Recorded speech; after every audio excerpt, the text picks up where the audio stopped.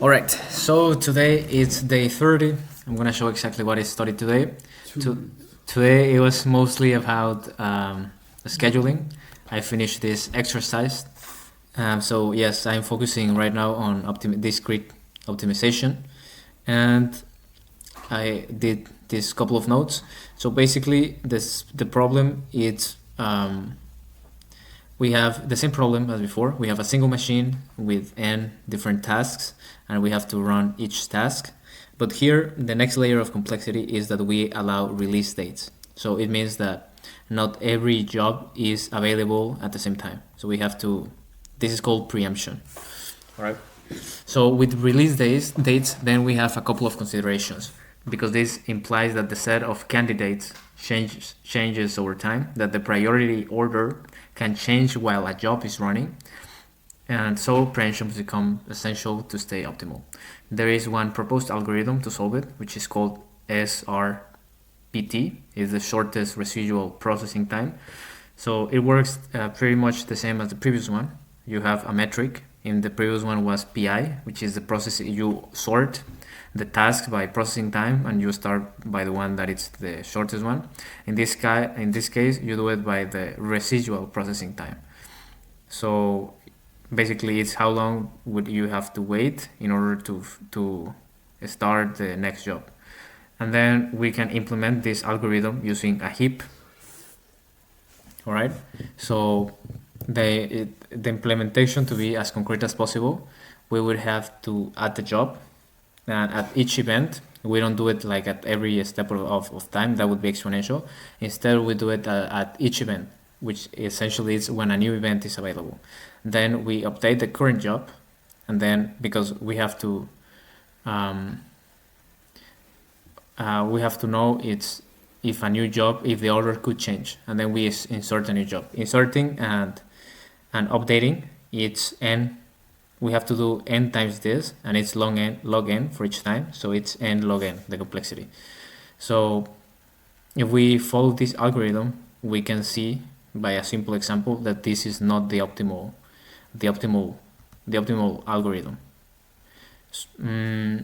So yeah, also we can see another implications. For example, that if we minimize for the objective, which is the sum of the completion times for each one, we can see, if we know that it's NP hard, we can generalize this and say that also if you minimize for the weighted objective one, it's also NP. It's as equally as hard as the previous one, because it's a particular example in which all the weights are 1.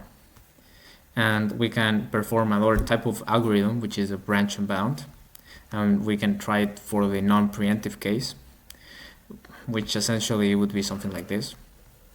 So basically we have these 4 jobs, and then these are the release dates, and these are the processing times of each job.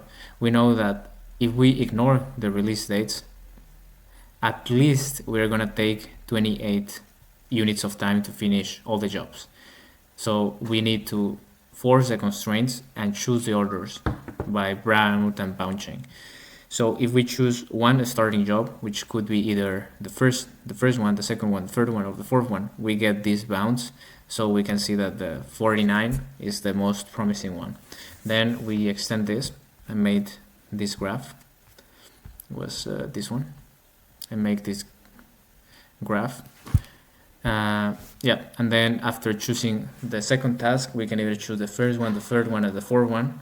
Then we sort this, and then we compute the sums. We also have to take into account that, for example, if you finish a job before the next job has not yet been released, you have to wait, because this is non-preemptive, so you cannot interrupt the task, and you get like a certain amount of completion time.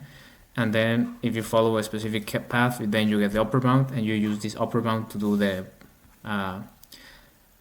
perform the cleaning of the branches. And yeah, that's basically the algorithm. Then we have a bit more questions of what would happen then if the next layer is to understand what would happen if we have, for example, an interval of non-availability of the machine. And we can show that the WSPT, which is the weighted shortest processing time is not optimal in the non-preemptive case. And the intuition, to be general, is that if we sort by this ratio of weight to respect to processing time, we might not, we maybe are trying to fit the job that it's gonna be interrupted, and because it's not preemptive, then the machine is gonna be idle at that specific time. So it's gonna be idle unnecessarily. So running something, even with lower priority, is better than waiting idly. And that's like the counter example. And similarly, by this same reasoning, the SPT is actually optimal in the preemptive case. And that was it today. I finished at least with the Smith algorithm.